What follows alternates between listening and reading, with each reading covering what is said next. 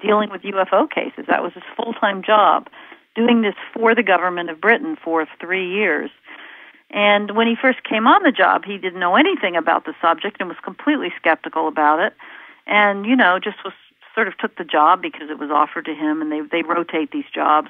So, and another case of transformation. I mean, he became very seriously concerned about this during those years he was involved with the MOD there on the subject, and did some tremendous investigations, and was sort of transformed to realize that there really was a phenomenon here, that it was of defense interest, which is always a big question the UK government is concerned with. If it's not of defense interest, we're not going to be concerned with it. That's sort of their line.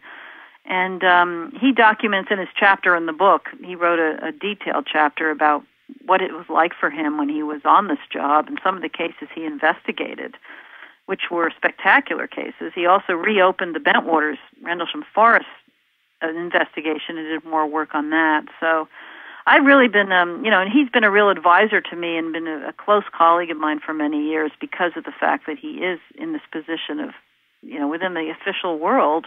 He also had access to information that he cannot talk about. So he is somebody who knows more than he's actually willing to talk about. What that is, I don't know, because he can't talk about it, but he's certainly someone who, because he was part of the government investigation into UFOs, certainly was shown and had access to lots of information that has not been released. So he's a great source of information and insight and perspective on the topic, very level-headed, and but really taken by it. And he's become one of the leading spokespeople in the world for the subject of UFOs. So I respect him a great deal.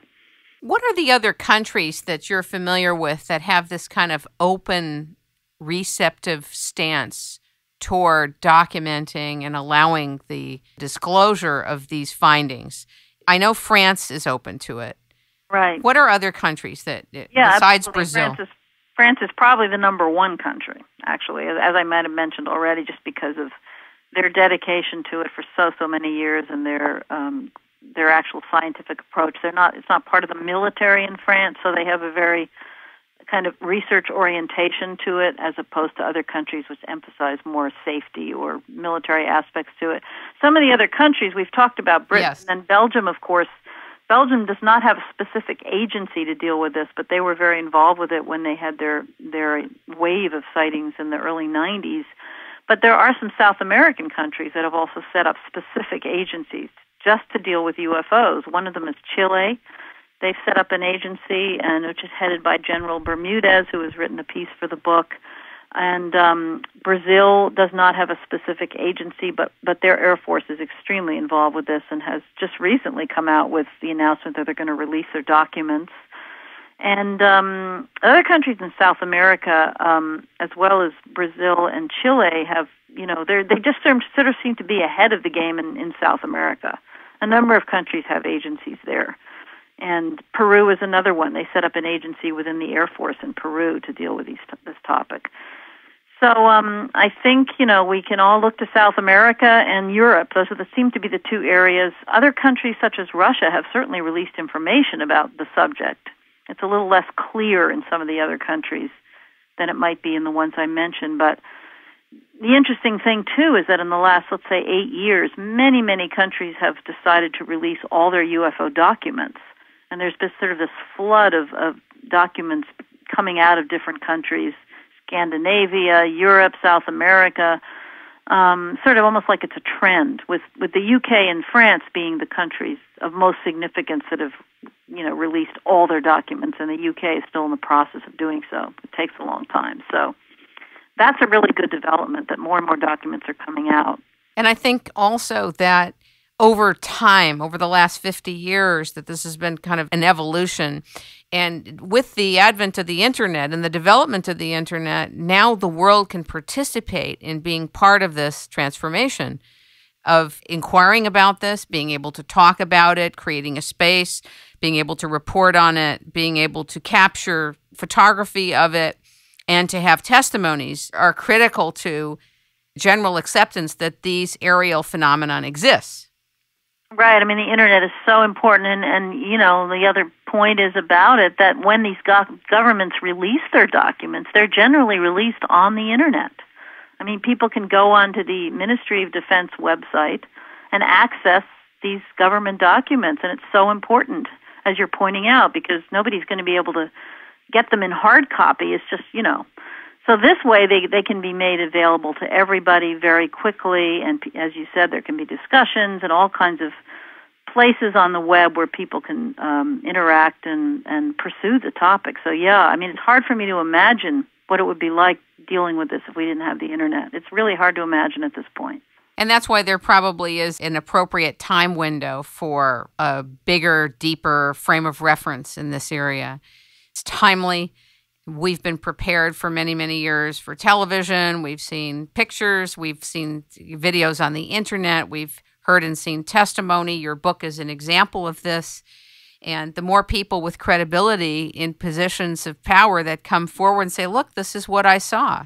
And when you have people that are in the skies flying, and you have both on the radar and not on the radar, where these objects just disappear. I think probably the scariest thing to the human mind is that we can't control what we're seeing. We don't know exactly what it is. We don't know where it came from. We don't have a handle on it, and that's preventing further investigation on a formal level and the acknowledgement that it exists. But I think you and I are living at a time where in our lifetime, more and more people across the world are going to be ready to know that these are real and this is not a joke, that they're unidentified aerial phenomenon that we can't explain. I don't know what we'll learn if it moves this fast and can come in and out of sight this quickly, moving at speeds that are beyond anything we understand.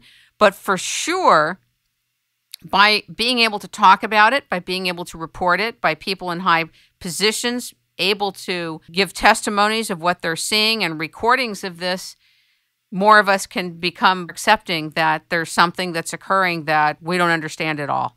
At least we have a frame of reference that there's something that's happening that we don't understand, that we can't control, that's in the air. That's right, profound. And I certainly think, you know, it would help if the U.S. government agencies within the government were willing to acknowledge that, and the point needs to be made that that acknowledgement has been made in other countries.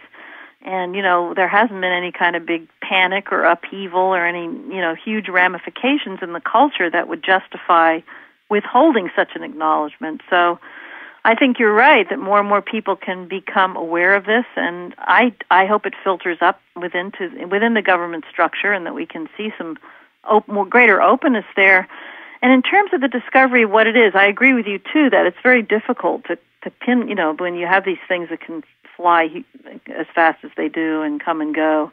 But I also think, and this is what we're proposing in the book, that if our scientists cooperated with scientists in other countries and really put their minds to deciding and becoming proactive about trying to learn more about UFOs, I think there probably is more that they could learn. And we're putting out the idea that they have to actually make a conscious choice to focus on this, to capture UFOs via cameras, via other technology that maybe hasn't even been developed yet, but that once, you know, a shift has been made and there's an interest and a desire to learn more and to possibly even be able to prove what they are, I think that's something that our best minds would be capable of doing, and we just want to sort of have the vision that this is the direction we should move, and that someday we're all going to know exactly what they are, hopefully. I think that's a great vision. And I often wonder a certain mass of people, of beings that may not be receptive due to their religious affiliation and backgrounds. Even if a great majority of us find out, what are they going to deal with, these people?